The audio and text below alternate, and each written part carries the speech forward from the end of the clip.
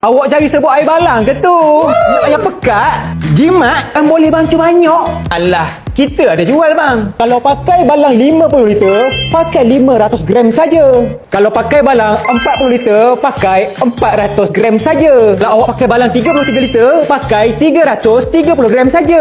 Dan kalau awak pakai balang kecil 23 liter, pakai 230 gram saja. Mana tak jimat satu paket 500 gram ni boleh buat sampai balang 50 liter? Jimatlah tu. Powder yang sedap pekat dikat macam ni, kami je yang jual bang. Orang lain mana ada.